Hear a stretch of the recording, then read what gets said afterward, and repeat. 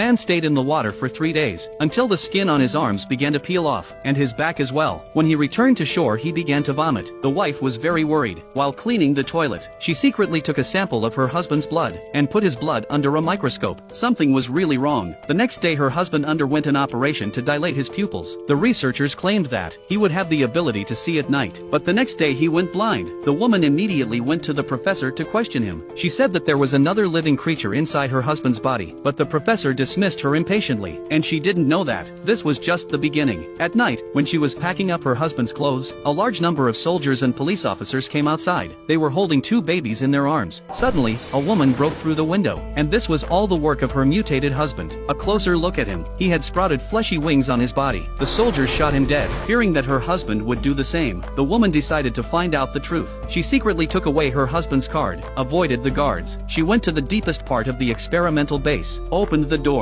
The security here was even tighter. She waited for the patrolling soldiers to go away. She sneaked into the professor's office. The room was full of pictures of the human body structure. There were also a bunch of genetic formulas. She was shocked when she saw the materials on the desk. It was all about human-animal crossbreeding experiments. It turned out that the professor's real goal was to intervene in human evolution. The next day, the professor came to her. That's when the woman finally exploded. Stop it. No! No!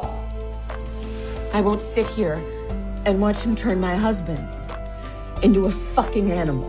The professor had to tell the truth. He injected each subject with a genetically altering enzyme, in order to make them evolve into a body that could adapt to Titan. If the man didn't undergo the next surgery, he would die within 72 hours. The woman left in a state of devastation, and the man had no choice but to undergo the surgery. His son removed the gauze. The man's face looked extremely pale, but he had night vision, and could survive underwater. Soon the surgery was scheduled to begin soon. It's time for the operation. Other teammates arrive. The operation begins. One man suddenly begins to convulse wildly. The teammates die one by one, until finally, the experiment is over. Only 2 of them manage to survive.